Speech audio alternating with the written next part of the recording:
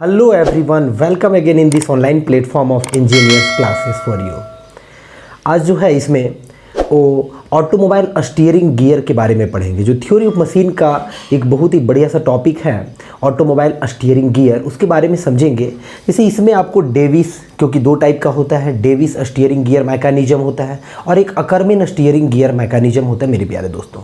तो चलिए स्टार्ट करते हैं कि आखिर ये ऑटोमोबाइल स्टीयरिंग गियर मैकेनिज्म जो है वो क्या है। चलिए आप हेडिंग बनाइए, automobile steering gear mechanism. Automobile steering gear mechanism, steering gear mechanism.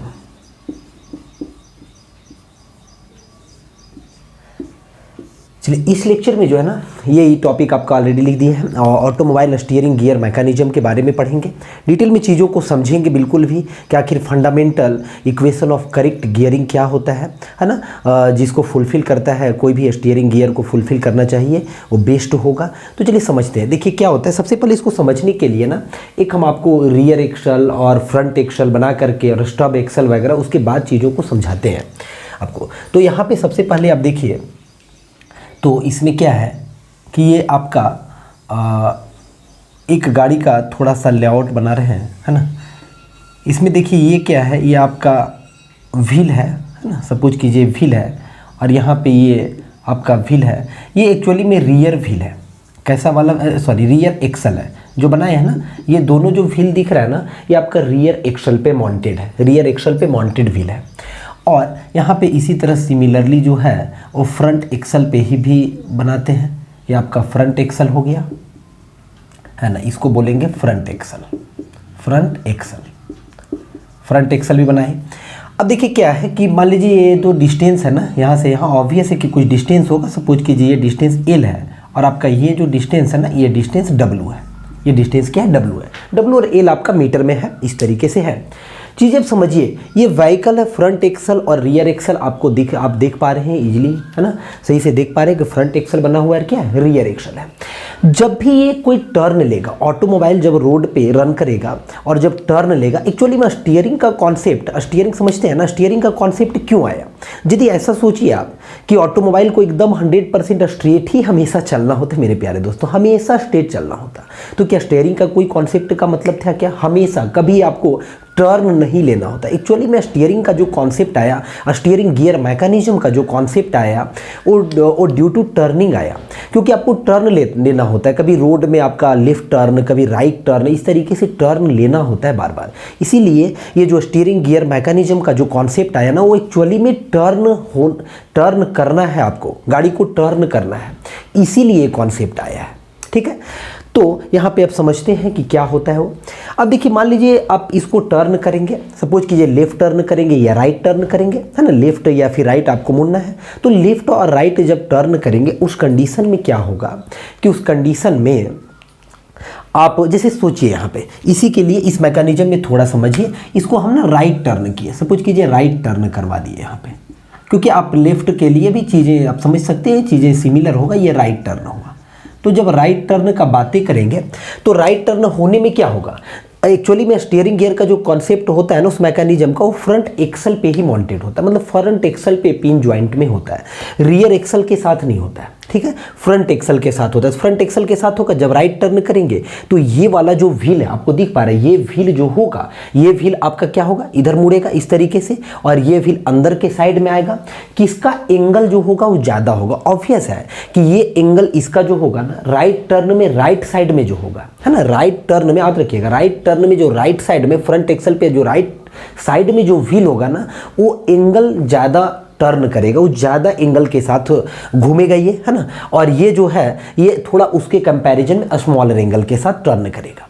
ये राइट टर्न में हो। यदि लेफ्ट टर्न का बात करेंगे तो उसका रिवर्स हो जाएगा, वाइस वर्सा हो जाएगा। ये बात आप समझते हैं। लेकिन एक चीज़ यहाँ पे कॉन्सेप्ट आया कि आखिर ये जो हम हेडिंग बनाए ऑटोमोबाइल स्टीयरिंग गियर मैकेनिज्म, वो क्यों ये मैकेनिज्म के बारे में बातें हम लोग करते हैं, क्योंकि जब भी आप टर्न करेंगे है ना, जब भी रोड पे आप टर्न करेंगे तो आप कोशिश ये करेंगे, आप चाहेंगे ऐसा कि व्हील जो हो, जब भी ये व्हील रोल करे, जब भी ये यहाँ पे व्हील, तो कॉन्सेंट्रिक सर्कल बनाते हुए करे। कॉन्सेंट्रिक का मतलब सेम सेंटर हो, एक सर्कल बना। देखिए ये जैसे कि कुछ सपोज कीजिए ये सेंटर है, तो यहाँ पे आपको मुड़ना है, तो इस तरीके से व्हील है, अभी आपका इस तरीके से व्हील है, यहाँ पे इसका सेंटर है, तो ये मुड़ेगा, तो देखिए कॉन्सेंट्रिक सर्कल देख रहे हैं ना, ये इस तरीके से मुड़ गया, यानी कि इसका सेंटर सेम होना चाहिए, ये रोटेट करना चाहिए। उसके साथ साथ ये इंश्योर करते हैं हम लोग, ये इंश्योर करते हैं कि जो भी आपका टायर होगा, टायर और सरफेस होगा, रोड का सरफेस, उसके बीच में ना लाइन कॉन्टैक्ट बने। कैसा कांटेक्ट बने? लाइन और पॉइंट कांटेक्ट। क्यों?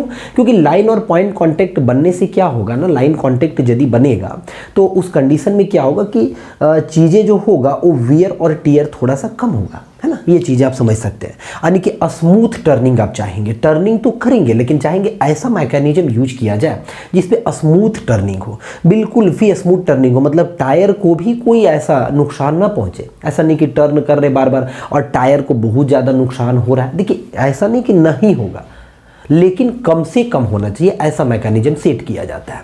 तो खैर उसी के बारे में पढ़ रहे हैं, ऑटोमोबाइल स्टीयरिंग गियर मैकेनिज्म। ठीक है, तो देखिए अब हम थोड़ा समझते हैं राइट टर्न के बारे में। यदि ये राइट टर्न कर गया तो राइट टर्न में क्या होगा समझिए। राइट टर्न होने से अब आप देखिएगा ये ना पिन ज्वाइंट के यहाँ पे पिन ज्वाइंटेड होता है, और ये वाला जो है ये इसके साथ रिजिडली फिक्स्ड होता है रियर एक्सल के साथ। फ्रंट एक्सल और रियर एक्सल याद रखिएगा रिजिडली फिक्स्ड होता है एक दूसरे के साथ, ठीक है। और ये जगह पे ना ये पिन ज्वाइंटेड होता है। पिन ज्वाइंट के साथ जो है इस काम को करने के लिए जो टर्निंग के टाइम में जो आप चाहते हैं ना कि स्मूथ टर्निंग हमारा हो, वियर टियर वगैरह के बारे में आप जो सोचते हैं, तो ये होने के लिए क्या किया जाता है कि एक अलग से स्मॉलर लेंथ का एक एक्सल लगाया जाता है apart from front axle. Apart from front axle जो है ना एक स्मॉलर लेंथ का एक एक्सल लगाया जाता है which is called stub axle. उसको क्या बोलते हैं? स्टब एक्सल बोलते हैं। देखिए स्टब एक्सल आप याद रखेंगे। और स्टब एक्सल क्या हुआ, देखिए ये आपका यहाँ पे पिन ज्वाइंटेड होगा, ये पिन ज्वाइंटेड होगा, ये जो छोटा सा लेंथ दिख रहा है ना ये वाला, ये दोनों स्टब एक्सल है। यहाँ पे भी दोनों साइड से फ्रंट एक्सल में आपका स्टब एक्सल होता है, और स्टब एक्सल जो है यहाँ से पिन ज्वाइंटेड होता है, तो स्टब एक्सल ही रोटेट करता है एक्चुअली में। उसी के साथ गियर का मैकेनिज्म अटैच्ड, सॉरी स्टीयरिंग का मैकेनिज्म अटैच्ड होता है, स्टब एक्सल के साथ अटैच्ड होता है। फ्रंट एक्सल में स्टब एक्सल होता है, समझ रहे हैं ना। फ्रंट एक्सल में स्टब एक्सल होता है और फ्रंट एक्सल से नहीं अटैच्ड होता क्योंकि वो तो फिक्स रहेगा। आपका स्टब एक्सल में अटैच्ड होता है किसका मैकेनिज्म? तो वो मैकेनिज्म होता है स्टीयरिंग का मैकेनिज्म, स्टब एक्सल में अटैच्ड होता है। तो फिर अब जब रोल करेंगे तो देखिए कैसे होगा।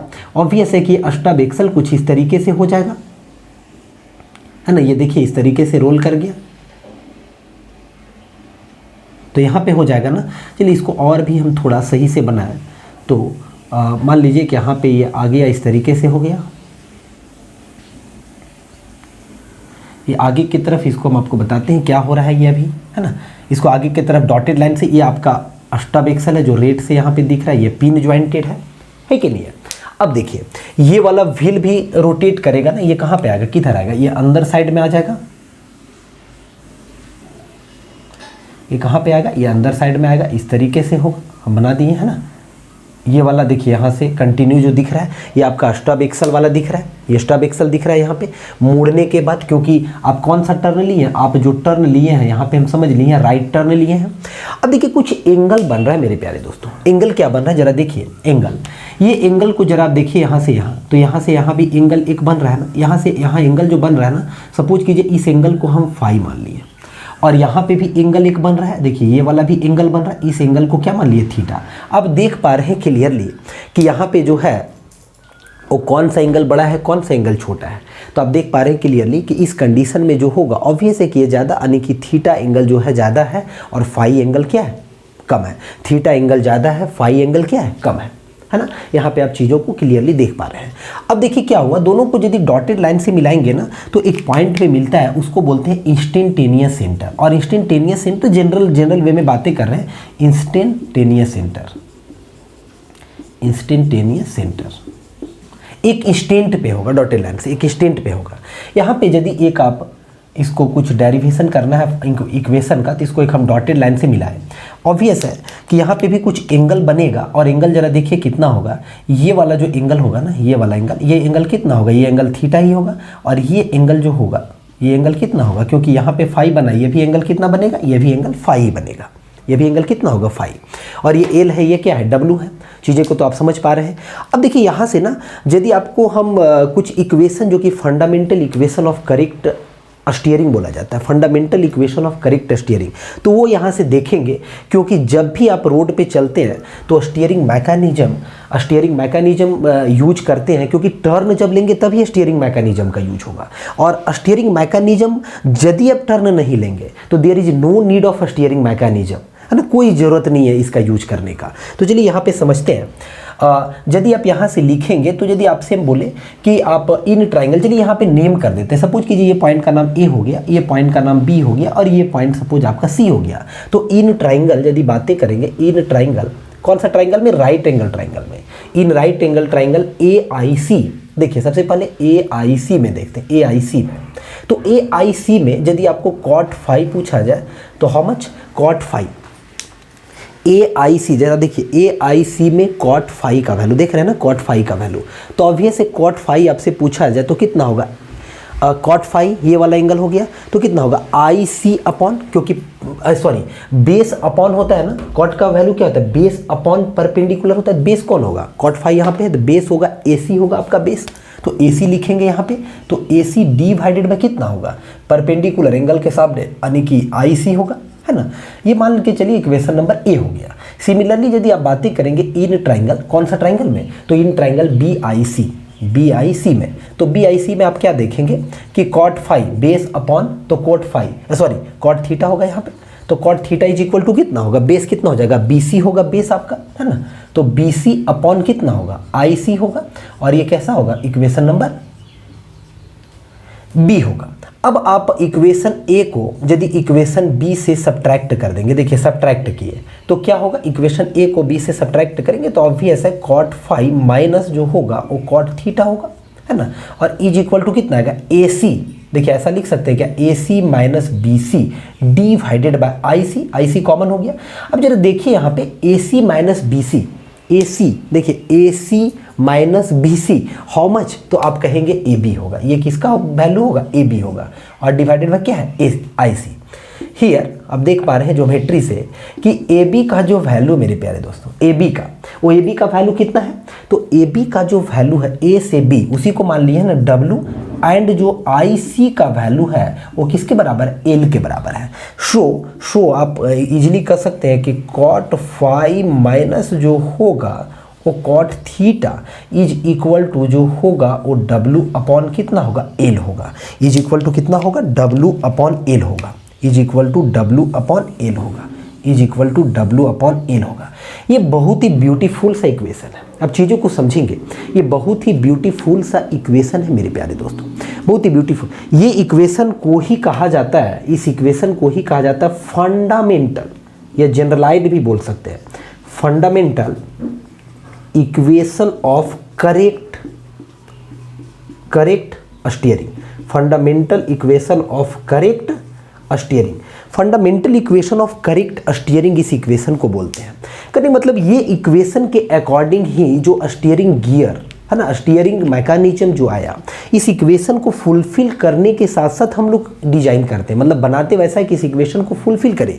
क्योंकि ये ऐसा है, इस इक्वेशन के अकॉर्डिंग यदि WL वगैरह होगा, फाई थीटा वगैरह होगा, तो इस कंडीशन में क्या होगा आपका कि जो कॉन्सेंट्रिक, जब भी आप टर्न करेंगे ना तो व्हील आपका जो होगा वो कॉन्सेंट्रिक सर्कल बनाएगा, और साथ ही साथ स्मूथ टर्निंग होगा। मतलब वियर और टीयर वगैरह का चांसेज जो होगा टायर और रोड के सरफेस के बीच में, वो थोड़ा जो भी होगा ना, होगा तो जरूर लेकिन कम होगा, है ना, कम होगा।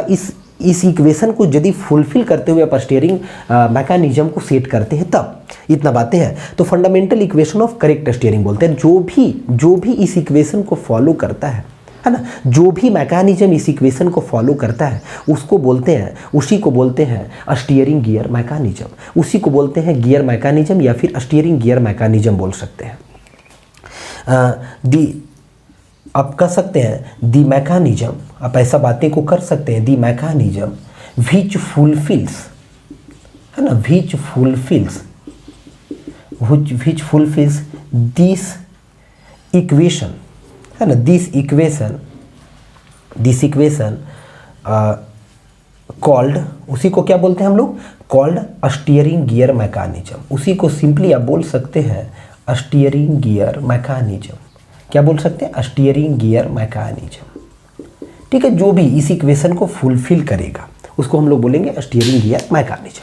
उम्मीद है कि ये वाला चीज़ें यहाँ तक आपको समझ में आया होगा कि क्या कर रहे हैं आखिरकार और क्या चीज़ें हो रहा है। ये इंस्टेंटेनियस सेंटर जो है ना, ये एक्सटेंडेड जो लाइन है आपका रियर एक्सिस का, और ये रियर एक्सिस पे ही लाई करता है। ये जनरली रियर एक्सिस पे ही लाई करता है। अब आगे और भी कुछ चीज़ें समझते हैं और आपको समझाने की कोशिश करते हैं। जैसे इसी में है वो steering gear, automobile steering gear mechanism हम लोग समझ रहे हैं। ये दो टाइप का होता है। स्टीयरिंग गियर जो है ना, स्टीयरिंग गियर मैकेनिज्म, ये दो टाइप का होता है। एक होता है आपका डेविस और एक होता है अकरमैन। तो चीज़ों को समझते हैं कि डेविस क्या होता है और अकरमैन क्या होता है। चलिए यहाँ से अब हम रिमूव करते हैं और आपको हम समझाते हैं कि डेविस क्या होता है, अकरमैन क्या होता है।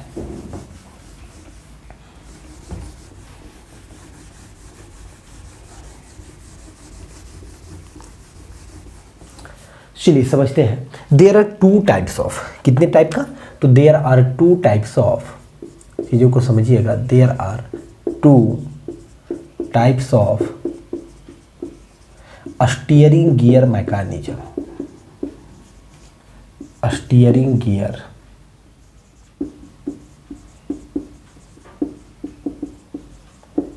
मैकेनिज्म। मेनली, है ना, मेनली टू टाइप्स ऑफ, यहाँ पे बोल सकते हैं मेनली।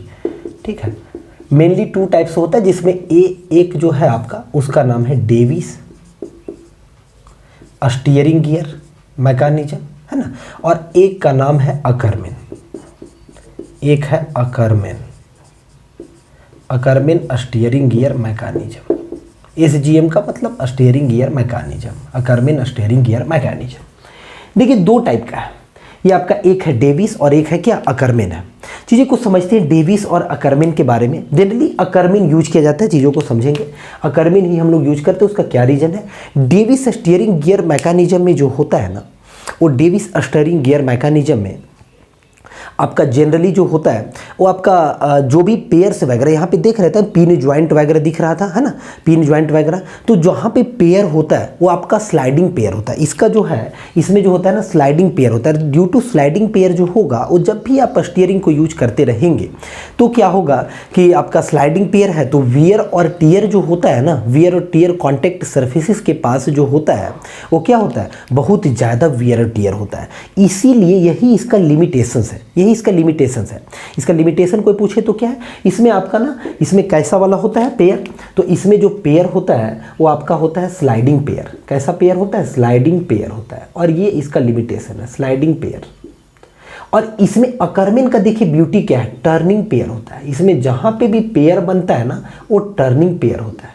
तो स्लाइडिंग पेयर होने से क्या होगा कि more wear and tear. Sliding pair होने से क्या होता है, more wear and tear, more wear and tear होता है। और टर्निंग पेयर से क्या होगा, कंपैरेटिवली लेस वियर होगा, कंपैरेटिवली लेस वियर, है ना। तो कंपैरेटिवली लेस वियर, लेकिन इसीलिए जो है वो अकरमैन वाला ही मैकेनिज्म हम लोग यूज करते हैं, प्रीफर करते हैं in place of Davis steering gear mechanism. अब दोनों जो मैकेनिज्म है वो दोनों मैकेनिज्म आपको आप फुलफिल करता है। एक्चुअली में दोनों मैकेनिज्म फुलफिल करता है किसको, तो fundamental equation of correct gearing. अभी आप देखें ना, fundamental equation of correct steering, fundamental equation of correct steering जो कि cot phi minus cot theta is equal to W/L आया, तो उस इक्वेशन को दोनों फुलफिल करता है। देखिए तो इसमें जो है डेविस और अकरमैन दोनों के बारे में भी आपको बता रहे हैं। इसमें क्या है ना कि स्लाइडिंग पेयर और इसमें क्या होता है, टर्निंग पेयर आपका होता है। इसमें स्लाइडिंग पेयर और एक में क्या होता है, टर्निंग पेयर होता है। तो स्लाइडिंग पेयर में ज़्यादा वियर होगा, ऑब्वियस है, टर्निंग पेयर के कंपैरिजन में। तो इसीलिए जो है ना वो डेविस इनएक्यूरेट हो जाता है कुछ टाइम के बाद। आफ्टर सम टाइम्स डेविस क्या हो जाता है, इनएक्यूरेट हो जाता है। यूज करना मतलब सही नहीं होगा, क्योंकि स्टीयरिंग इसमें क्या है, स्लाइडिंग पेयर ज़्यादा है, मतलब वियर वगैरह जो होगा वो मोर होगा। लेकिन देखिए डेविस का एक ब्यूटी भी है। डेविस का ब्यूटी क्या है कि डेविस जो है ना वो जो fundamental equation of correct steering था, fundamental equation of correct steering, वो आपका फुलफिल करता है एट ऑल पोजीशंस। चीज़ों को समझिएगा, हर एक सारे पोजीशंस पे उसका फुलफिल होता है, एट ऑल पोजीशंस उस इक्वेशन को ये फुलफिल करता है डेविस। लेकिन अकर्मन जो है ना, वो अकर्मन ओनली 3 पोजीशंस पे ही उसको फुलफिल करता है।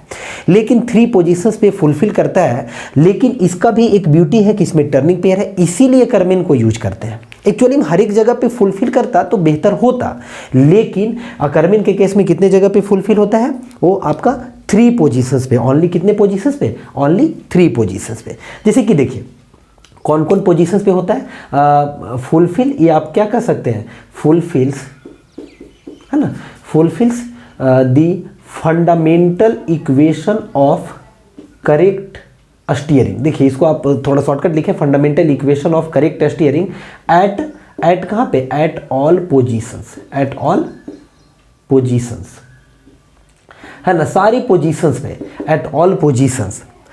एट ऑल पोजीशंस मतलब क्या हुआ, सारे पोजीशंस पे, लेकिन इसमें क्या है, ओनली एट 3 पोजीशंस। फुलफिल क्या करता है, वही वाला, only at 3 positions. Only 3 positions में कौन कौन है, तो एक पोजीशंस है मिडिल, है ना, यानी कि बिल्कुल भी मिडिल पोजीशन पे। मिडिल पोजीशन का मतलब हुआ कि जब आप जो है ना वो स्ट्रेट चलेंगे, यानी स्ट्रेट जब आप चल रहे हैं उस टाइम एक हो गया, और एक हुआ सेकेंड जो होता है एक्सट्रीम राइट, और एक होता है एक्सट्रीम लेफ्ट पे। एक होता है एक्सट्रीम राइट, है ना, एक्सट्रीम राइट टर्न लेने पे, और एक आपका होता है एक्सट्रीम लेफ्ट टर्न लेने पे। एक एक्सट्रीम लेफ्ट टर्न लेने पे और एक एक्सट्रीम राइट टर्न लेने पे ये फुलफिल होता है। लेकिन इसमें डेविस में क्या होता है, हर एक जगह। खैर अब डिटेल में थोड़ा सा ना, चूंकि आपका 4 सेमेस्टर का, यदि डिप्लोमा 4 सेमेस्टर का बात किया जाए, एक्चुअली में यूजिंग वाला जो है ना वो अकर्मन ही है, तो अकर्मन को थोड़ा डिटेल में थोड़ा और भी समझते हैं। कुछ बातें तो समझ में आया है ऑलरेडी, यहाँ पे जो है ना वो डिस्प्ले कर देंगे, कुछ नोटेड बातें को डिस्प्ले कर देंगे, तो उसको आप अपनी कॉपी में नोट डाउन कर लीजिएगा। खैर यहाँ पे देखिए समझना स्टार्ट करते हैं, डेविस को, अकर्मन को समझते हैं। देखिए जो पहले डायग्राम बनाए थे ना, वही डायग्राम हम आपको फिर से बना करके दिखाते हैं। ये है ना, ठीक है, यहाँ पे भी ये व्हील होगा, यहाँ पे भी एक व्हील होगा, है ना, 2 व्हील। ये आपको इसको क्या बोलते हैं, इसको आपको मालूम है, सॉरी इसको फ्रंट, है ना, इसको क्या फ्रंट, ये फ्रंट एक्सल हो गया, है ना, और ये कौन सा पहले भी आपको बताए थे, ये रियर एक्सल हो गया, है ना, एक फ्रंट एक्सल हो गया और एक क्या हो गया, रियर एक्सल हो गया। तो फ्रंट एक्सल और रियर एक्सल। अब यहाँ पे भी ना हम बातें करते हैं राइट टर्न का, चलिए बातें फिर से करते हैं राइट टर्न का। अब देखिए इसमें क्या होता है ना, इसमें अकर्मन में कि ये 4 बार लिंकेज है, एक्चुअली में अकर्मन ये 4 बार लिंकेज। तो 4 बार लिंकेज किस तरीके से कनेक्टेड होता है समझिए, एक स्टब एक्सल होगा, यहाँ पे क्या होगा, पिन ज्वाइंटेड होगा, और इस तरीके से आपका कुछ कनेक्टेड होगा। देखिए ये आपका 4 बार लिंकेज आपको दिख रहा होगा, 1 2 3 4, है ना, 4 बार लिंकेज। ये आप इसको समझ सकते हैं, 4 बार लिंकेज होता है ये इसमें।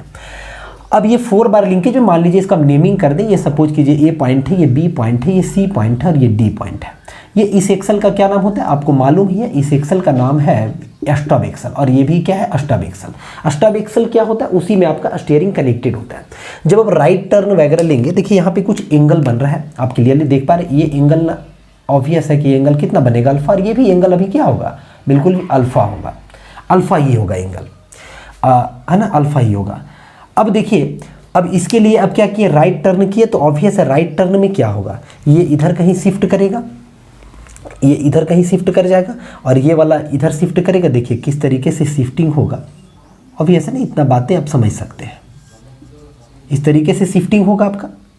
और यहाँ पे भी देखिए ये वाला कहाँ पे आ जाएगा, ये इधर शिफ्टिंग कर जाएगा, और ये वाला लाइन जो होगा वो कुछ इस तरीके से शिफ्टिंग करेगा।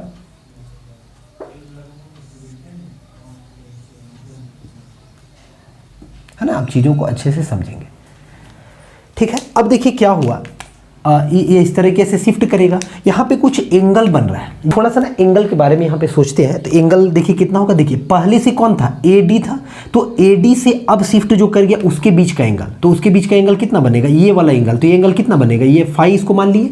और पहले कौन था आपका BC था, तो BC से यहाँ तक का एंगल, तो ये एंगल कितना होगा, ये एंगल को हम थीटा मान लिए। जो पहले था प्रीवियस से बाद वाला के बीच का एंगल, तो प्रीवियस था BC, तो बाद में क्या हुआ BC डैश, तो उसके बीच का एंगल थीटा। पहले था AD, बाद में हुआ AD डैश, तो AD और AD डैश के एंगल, उसके बीच का एंगल क्या है आपका फाई है। तो यदि ये वाला एंगल आपसे पूछा जाए, सिर्फ इतना एंगल पूछा जाए, ये एंगल है ना, ये एंगल कितना होगा, तो ऑब्वियस है ये एंगल आप इजीली बता सकते हैं कि ये एंगल जो होगा ये कितना होगा, तो फाई माइनस अल्फा होगा मेरे प्यारे दोस्तों। और ये वाला एंगल कितना होगा, यहाँ से यहाँ ये एंगल के बारे में पूछा जाए तो आप ये एंगल भी इजीली बता सकते हैं, है ना। ये सॉरी, ये एंगल नहीं, यहाँ से ये पूरा एंगल, ये कंप्लीट एंगल, तो ये एंगल कितना होगा, तो ये कंप्लीट एंगल जो होगा यानी कि BC डैश और ये वाला लाइन के बीच का एंगल, तो कितना होगा यहाँ पे थीटा प्लस क्या होगा, अल्फा होगा, थीटा प्लस अल्फा होगा। ठीक है, फाई के बारे में चीज़ों को समझेंगे। फाई किसके किसके बीच का एंगल है, तो AD एंड, है ना, इन बिटवीन, थोड़ा सा समझिएगा shortcut, in between AD and AD dash है। और थीटा किसके बीच का एंगल है, इन बिटवीन, है ना, इन बिटवीन कहाँ पे, तो in between BC and BC dash, BC और BC डैश के बीच का एंगल है।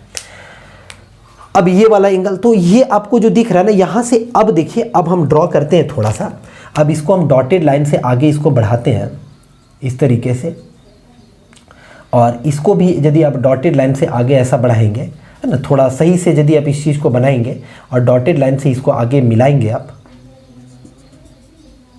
थोड़ा सही से आप कीजिएगा इसको अच्छे से स्केल वगैरह से, तो देखिए ये क्या होगा। अकर्मिन के केस में क्या होता है एक्चुअली में, कि अकर्मिन के केस में जो होता है ना, स्केलिंग से यदि आप करेंगे स्केल से, तो इंस्टेंटेनियस सेंटर जो होता है ना, वो इंस्टेंटेनियस सेंटर आपका रियर एक्सल पे, जो आप देखे थे ना जब ड्राइव किए थे इक्वेशन, फंडामेंटल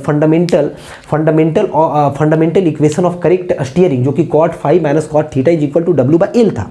यहाँ पे भी ये वाला जो होगा ना, ये वाला भी आपका W ही होगा, और ये वाला जो वैल्यू होगा ना, ये आपका L ही होगा। ये पूरा वैल्यू कितना होगा, यहाँ से यहाँ ये वाला वैल्यू, ये L होगा आपका। ठीक है, यहाँ पे भी ऐसा ही होगा। तो ये इक्वेशन जो इंस्टेंटेनियस सेंटर आ रहा था ना, वो रियर एक्सल के एक्सटेंशन पे ही लाई कर रहा था, लेकिन इसमें उस पर लाई नहीं करता है। इन केस ऑफ अकर्मिन कहाँ पे लाई करता है, तो ये लगभग रियर एक्सल से थोड़ा एबव होता है। एबव कितना पे होता है, तो 0.3 L होता है। ये देखा गया है कि L का, ये जो L है ना आपका, फ्रंट एक्सल और रियर एक्सल के बीच का डिस्टेंस, फ्रंट एक्सल और रियर एक्सल के बीच का डिस्टेंस जो है वो L है, तो L का 0.3 टाइम्स होता है। L का 0.3 टाइम्स होता है, कौन आपका होता है, उतना एबव होता है इंस्टेंटेनियस सेंटर। यानी कि ये व्हील का एक्सिस को, इसको आगे बढ़ाएंगे आप, थोड़ा स्ट्रेट से सही तरीके से बनाएंगे स्केल से, है ना। एक्चुअली में ये होता ही है, थोड़ा यहाँ पे स्केलिंग से तो हम ड्रॉ नहीं किया है, और यहाँ से आप इसको मिलाएंगे तो ये इंस्टेंटेनियस सेंटर जो होता है वो थोड़ा सा एबव होता है। यही वजह है कि ये जो है एक्चुअली में वो कितने जगह पे फुलफिल करता है, तो ओनली 3 जगह पे, 3 प्लेसेस पे जो है वो fundamental equation of correct steering को फुलफिल करता है। नहीं कि cot फाई, एक होता है एक्सट्रीम लेफ्ट टर्न में, एक होता है एक्सट्रीम राइट टर्न में, और एक होता है स्ट्रेट चलने में। स्ट्रेट मतलब मिडिल में होगा आपका, है ना, स्ट्रेट चलने में। उम्मीद है कि ये चीज़ें जो है, ये लेक्चर आपको सही लगा होगा। आप जो गियर मैकेनिज्म है उसको आप बहुत ही बेखूबी, बहुत ही अच्छे तरीके से समझ पाए होंगे। ठीक है, आपको क्या लगा है, कैसा लगा, आप जरूर कमेंट बॉक्स में अपना प्यारा सा कमेंट रखें मेरे प्यारे दोस्तों। जरूर आप कमेंट रखें कि क्या, कैसा आपको फील हुआ, कैसा आपको लगा। आप वीडियो को अच्छा लगा होगा जरूर आप लाइक करें, दोस्तों के साथ रायता की तरह वीडियो को फैला दें, शेयर कर दें, और चैनल पर नए होंगे जरूर चैनल को सब्सक्राइब करें। मिलते हैं नेक्स्ट लेक्चर में, इसी टाइप का ब्यूटीफुल सा लेक्चर लेकर के आपके सामने आएंगे। So thank you for watching.